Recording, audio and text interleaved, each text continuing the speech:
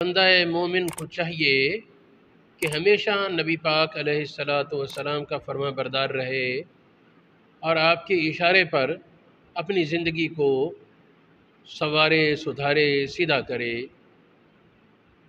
ہر وقت اسے یہ خیال رہنا چاہیے کہ جب نبی پاک کا سامنا ہے تو مجھے شرمندگی نہ ہو بلکہ مجھے عزت ملے، میں کوئی ایسی غلطی نہ کروں جس کی وجہ سے رسوائی اٹھانی پڑے۔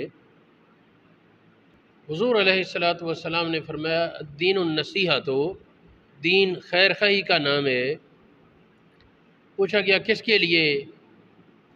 تو اس کے جواب میں آپ نے جو کچھ ارشاد فرمایا للہ ولرسولہ ولکتابہ ولائمۃ المومنین وعامتہم، عام مسلمانوں کے لیے بھی خیر خواہی کرنا یہ ایمان کا بہت بڑا حصہ ہے۔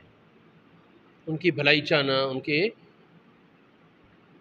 ہر ایک کے ساتھ خیر خواہی اس کے درجے کے مطابق ہوتی ہے نا۔ تو عام مسلمانوں کی خیر خواہی ان کے درجے اور حیثیت کے مطابق ہوگی۔ دوسری حدیث پاک میں ہے کہ مسلمانوں کی مثال ایک جسم کی ہے، ایک جسم کی مثال ہے امت مسلمہ کی۔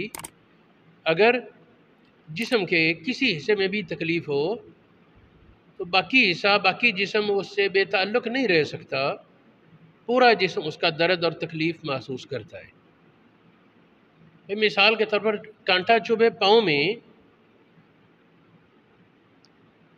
کانٹا چبھے پاؤں میں سی تو زبان کرے گی نا۔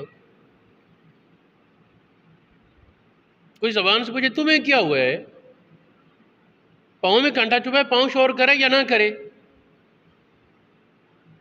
تو وہ کہے گی ہم ایک جسم کا حصہ ہے،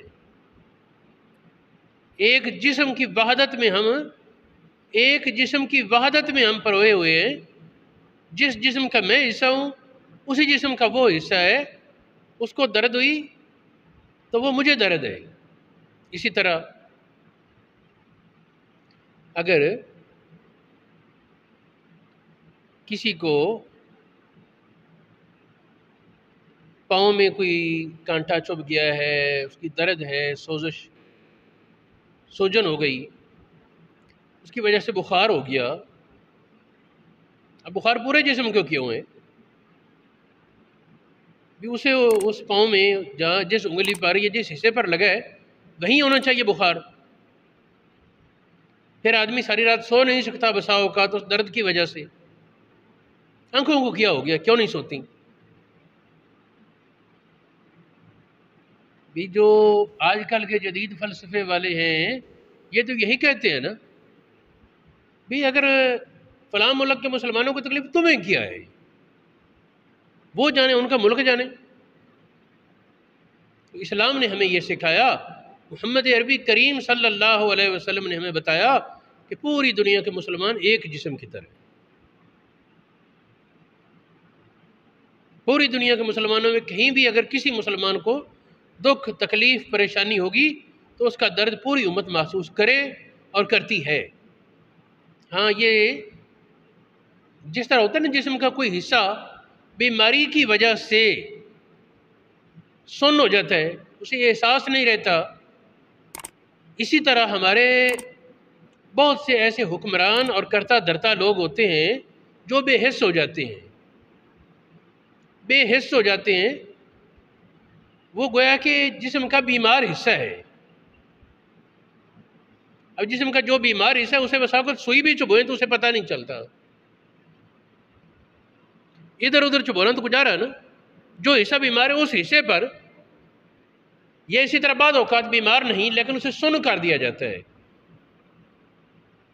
بعض اوقات جسم کے کسی حصے کو بے حس کر دیا جاتا ہے، سن کر دیا جاتا ہے، کوئی ٹیکہ وغیرہ لگا کر جہاں آپریشن کرنا ہو جسم کا اتنا حصہ بالکل بے حس ہو جاتا ہے، کاٹتے رہتے اسے پتہ لگتا ہے، دیکھتا رہتا ہے لیکن درد نہیں ہوتا۔ اسی طرح ہمارے حکمران طبقے وہ غیروں کی لوریوں میں اس طرح، غیر مسلموں کی لوریوں میں اور باتوں میں اس طرح مبتلا ہو گئے یا ان کی سازشوں کا اس طرح شکار ہو گئے کہ گویا ان کا یہ احساس والا حصہ ہی ختم، معاف ہو چکا ہے۔